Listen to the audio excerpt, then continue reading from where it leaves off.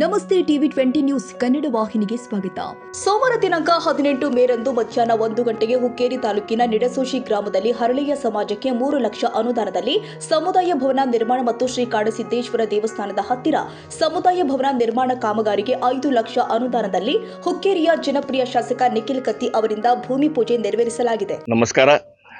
ಇವತ್ತಿನ ದಿವಸ ನಮ್ಮ ನಿಡಸೋಶಿ ಗ್ರಾಮದಲ್ಲಿ 2 ಸಮಾಜದ ಗುಡಿಗಳ ಕೆಲಸಗಳನ್ನ ಕೈಯಲ್ಲಿ ತಗೊಂಡಿದ್ವಿ. ಅಥವಾ ಮುಖ್ಯವಾಗಿ ನಮ್ಮ ಹರಳಿ ಸಮಾಜದ ಏನು ಗುಡಿ ಸಮುದಾಯ ಭವನ ದುರಸ್ತಿಗೊಂಡಿತ್ತು, ಅದನ್ನ ರಿಪೇರ್ ವರ್ಕ್ ಅಲ್ಲ ಬಿಚ್ಚಿ ಕಟ್ಟಕ್ಕೆ 3 ಲಕ್ಷ ಅನುದಾನ ನನ್ನ MLA ಫಂಡದಲ್ಲಿ, ಅದರ ಜೊತೆಗೆ ಕಾಡಸಿದ್ದೇಶ್ವರ ಗುಡಿ ನಿರ್ಮಾಣಗೊಳ್ಳಕ್ಕೆ 5 ಲಕ್ಷ ರೂಪಾಯಿ ಅನುದಾನ ಇವತ್ತು ಪೂಜೆ ಮಾಡ್ತಾ ಇದೀವಿ.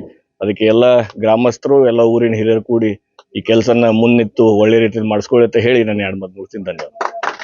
ಈ ವೇಳೆ ನಿಡಸೋಶಿ ಗ್ರಾಮದ ಹಿರಿಯರು ಆಗಿರುವಂತಹ ದುಂಡಪ್ಪ ಹೇತೂರಿ, ಉಮೇಶ್ ಪಾಟೀಲ್, ಸುಭಾಷ್ ಪಾಟೀಲ್, ಸುನಿಲ ತಾನೋಡಿ, ನಿವೃತ್ತ ಶಿಕ್ಷಕ ಮಾರುತಿ ಪಾಂಡವ, ಶ್ರೀನಾಥ್ ಪಾಂಡವ, ಗಣಪತಿ ಪಾಂಡವ, ಶೈಲೇಂದ್ರ ಪಾಂಡವ, ಪೂಜಾ ಪಾಂಡವ ಸೇರಿ ಊರಿನ ಯುವಕರು ಹಿರಿಯರು ಉಪಸ್ಥಿತರಿದ್ದರು.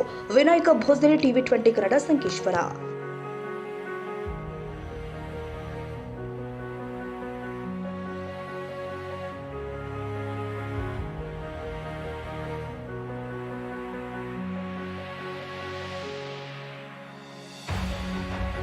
ಕನ್ನಡಿಗರ ಮೆಚ್ಚಿನ ನಿಮ್ಮ ಟಿವಿ 20 ಕನ್ನಡ ವಾಹಿನಿ ಇದೀಗ ಟಿವಿಯಲ್ಲಿ ಲಭ್ಯ.